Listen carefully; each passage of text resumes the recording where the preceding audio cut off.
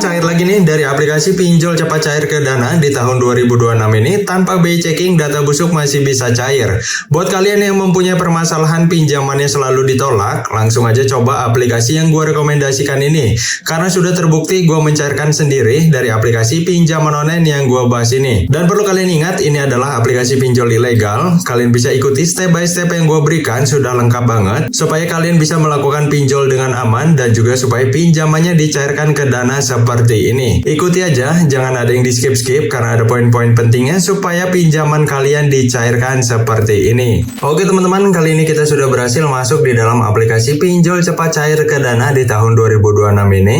Tanpa BI checking data busuk masih bisa cair. Nah buat kalian yang ingin mengikuti step by step yang gue berikan, siapin langsung aja KTP dan juga handphonenya. Untuk tampilan utama aplikasinya kurang lebih seperti ini, memberikan limit hingga 35 juta rupiah. Ini besar banget untuk aplikasi pinjol ilegal. Oh iya, ini adalah aplikasi pinjol ilegal yang dimana pinjol ilegal ini sistemnya menyadap. Mereka bisa tahu isi handphone kalian apapun, file-file penting termasuk seluruh kontak di handphone kalian.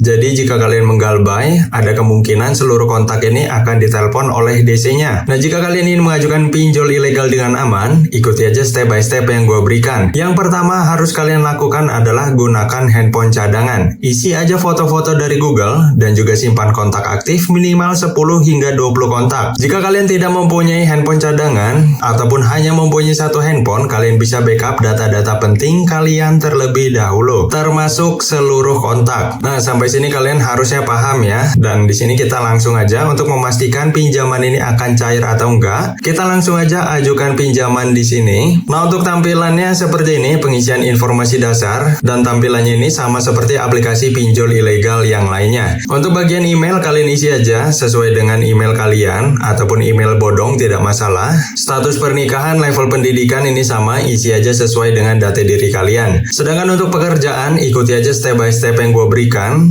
Ini berlaku buat kalian yang tidak bekerja ataupun sedang bekerja. Di sini pilihannya kalian pilih aja karyawan perusahaan. Sedangkan untuk nama perusahaan ini kalian awali dengan CV ataupun PT. Kalian contoh aja dari Google, cari CV ataupun PT yang masih beroperasi hingga saat ini. Dan yang kalian pilih itu yang lokasinya terdekat dari lokasi kalian. Nomor telepon perusahaan juga ada di Google ya, cukup lengkap. Sedangkan untuk pendapatan per bulan, ini nggak perlu dibesar-besarin. Kalian isi aja sesuai dengan UMR kota kalian. Nah, oke, di sini gua akan isi terlebih dahulu ya untuk informasi alamatnya. Setelah itu kita akan melanjutkan di step yang kedua. Nah, untuk step yang kedua, di sini kalian harus menambahkan 5 kontak darurat. Ini cukup banyak banget dan perlu kalian ingat, kontak darurat yang kalian cantumkan di sini nomornya harus aktif secara nomor seluler ataupun nomor WhatsApp. Dan gua akan memberikan sedikit tips ya di sini untuk pengisian kontak darurat. Yaitu sebelum kalian mencantumkannya di sini, kalian usahain untuk melakukan log panggilan terlebih dahulu di handphone kalian yang ingin melakukan pinjaman online di aplikasi ini. Kenapa kayak gitu? Karena supaya sistemnya mendeteksi kalau kalian ini memang mempunyai hubungan dengan nomor kontak darurat yang kalian cantumkan di sini. Seperti yang gue bilang tadi, aplikasi pinjol ilegal kan sistemnya menyadap. Nah, oke, di sini gue akan isi terlebih dahulu untuk kelima kontak daruratnya. Untuk step yang ketiga, di sini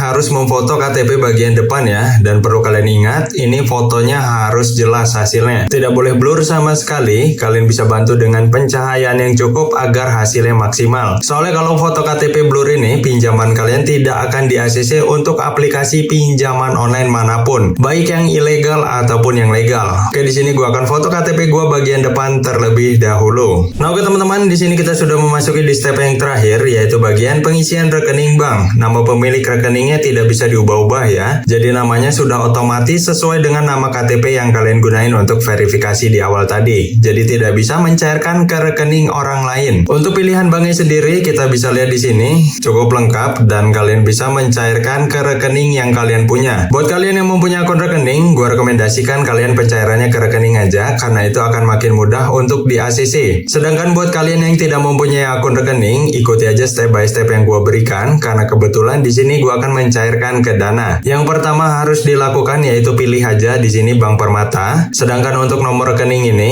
pakai kode pencairan, yaitu kodenya 8528. Dan perlu kalian ingat, ini adalah kode pencairan Bank Permata ke Dana. Setelah 8528, lanjutin dengan nomor Dana kalian. Tidak ada tambahan apapun ataupun pengurangan apapun. Ikuti aja step by step yang gue berikan. Kalau kalian masih belum mengerti ataupun kurang paham, kalian bisa tanyakan di kolom komentar. Oke, di sini gue akan isi terlebih dahulu ya untuk rekening bank gue. Setelah itu kita akan melihat tampilan yang berikutnya. Nah, seperti yang kalian lihat di sini, gue mendapatkan limitnya Rp1.200.000. Perlu kalian ingat, kredit skor gue jelek. Gue mempunyai riwayat yang buruk dalam aplikasi pinjaman online yang berbasis di OJK. Gue nggak tahu ini pinjaman gue akan dicairkan atau enggak, dan ini termasuk limitnya besar ya. Gue ini termasuk dalam kategori Ko5 dalam pinjol yang OJK. Kita langsung aja untuk membuktikan pinjaman ini akan cair atau enggak, langsung aja ajukan sekarang. Oke, di sini terkena biaya potongan, jadi jumlah yang diterima cuma Rp780.000 dari total limit pencairan Rp1.200.000. Nah, tapi walaupun potongannya besar, jumlah yang harus dibayar ataupun bunganya tidak ada ya. Tanggal pembayaran tanggal 27 bulan 2 2026. Nah, di sini kita langsung aja konfirmasi untuk pinjaman ya. Baca perjanjian dulu, kita close dan kita langsung konfirmasi. Oh, ini di checklist dulu guys. Oke, di sini langsung konfirmasi,